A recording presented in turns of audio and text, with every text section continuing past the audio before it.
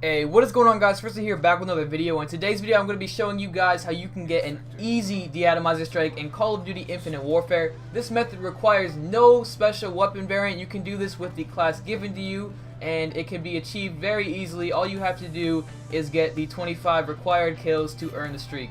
So before I get any further into this video, I just want to point out that yes, I am playing Infected. Now for those of you that are like, wow, this is Infected, that doesn't even count, that's cheap, Infected is easy.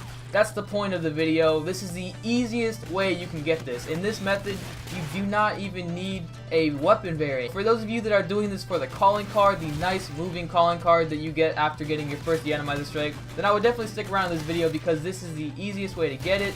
And if you use this method, you'll probably get this in like 2 to 3 games based off of how lucky you are getting with your lobbies. For the first and most important tip that I have for you guys, that would be that when you join a game, do not spawn in until the first infected is chosen. If you do not spawn in until someone is infected before you, then you will never be first infected. You will always have a chance at getting it in the lobby you join. So wait until someone is infected before you spawn in, and you will be good to never be first infected. Second tip that I have in game is use both of your weapons. A lot of people use the Spaz 12 and they only use the Spaz 12, which keeps them from getting a lot more ranged weapons, and a lot of people are taking other people's kills in this game mode because there's usually like 16 people on one side and 2 on the other. So that's where you're going to want to get the most kills as well.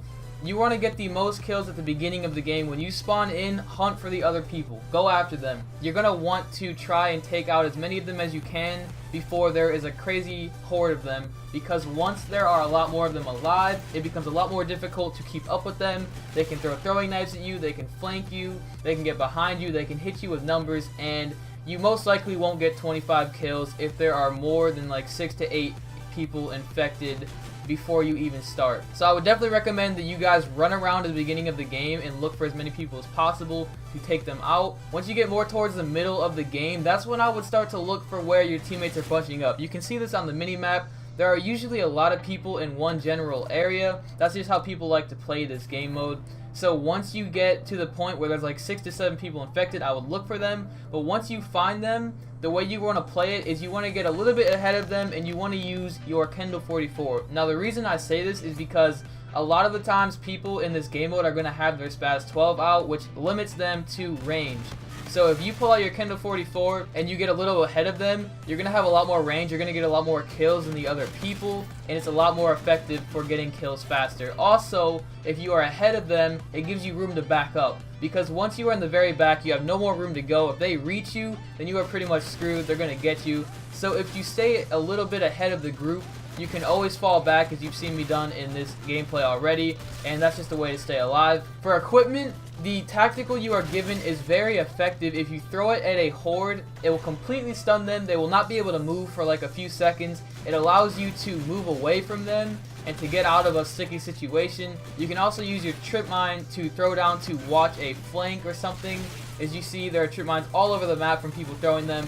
What I would do is use it to hold down a flank so you don't have to watch 2 lanes, limit you to 1 lane, and then once it blows up, you have to check it, but it gives you a little more extra time to watch 1 lane to get more kills. Those are pretty much the basic in-game tips. Other than that, it's pretty much just gun skill and running around. You're always going to be wanting to strafe. You never want to stand completely still because the infected do have throwing knives. They will throw them at you pretty much every time they spawn in. They will spawn in off tacks and just chuck them at the group. So you're always going to be wanting to move around, because if you are not moving around, you can easily get caught off by a throwing knife, and that is probably going to be the death of you like 90% of the time. Usually throwing knives are the hardest part of staying alive and infected. If they didn't have throwing knives, it'd be a lot easier, but with throwing knives, it makes you have to move around a lot more, and that's what you're going to want to do. You're going to want to move around and try to avoid the throwing knives as much as possible to stay alive the longest.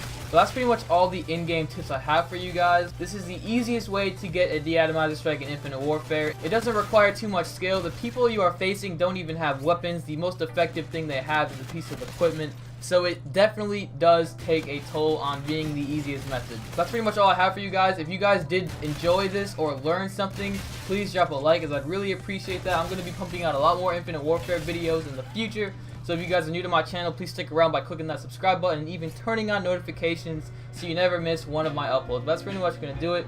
Thank you guys so much for watching. I'm on the road to 200 subscribers. And until next time, guys, I am out. Peace.